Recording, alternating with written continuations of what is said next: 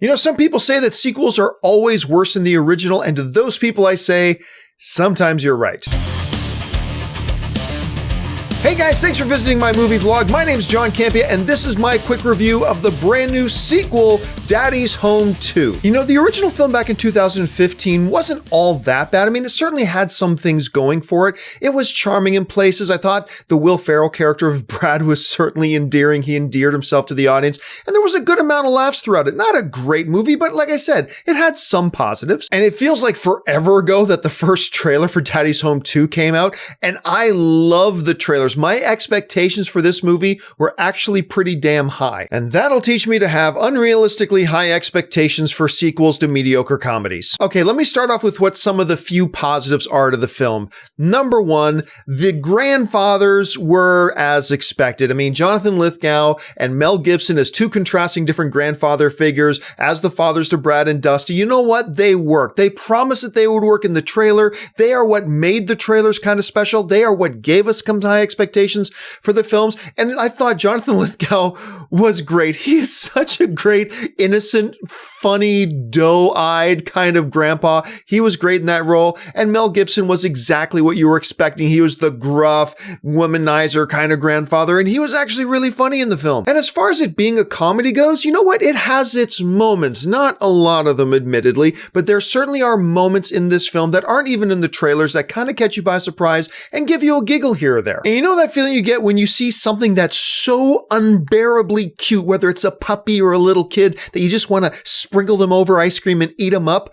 Well, Scarlett Estevez is one of those little things to me. Scarlett Estevez, of course, is the young girl, the child actor, who's also in one of my favorite TV shows right now, Lucifer, where she plays the detective's daughter. And she was in the original film in 2015. Of course, now she's in the sequel.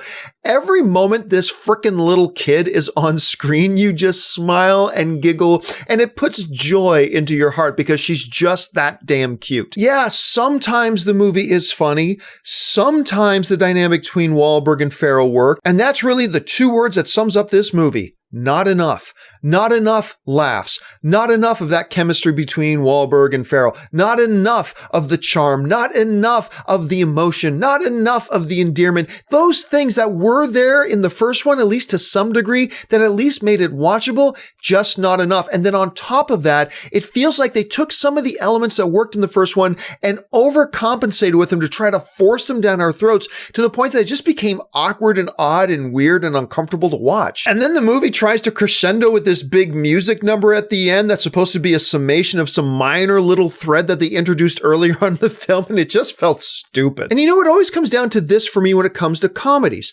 In a comedy, as long as you make the audience laugh, you can do almost everything else wrong and everything else will be forgiven as long as you make them laugh.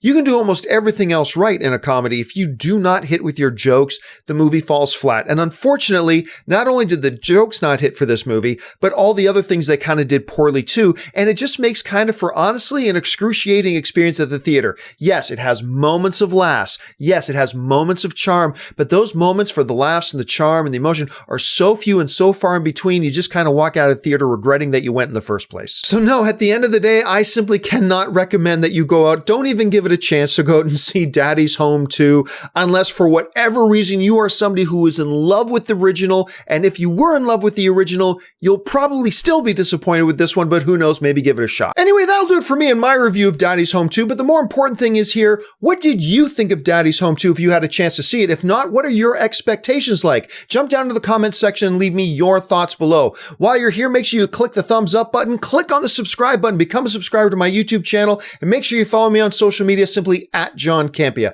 That'll do it for me, guys. My name's John Campea, and until my next video, bye-bye.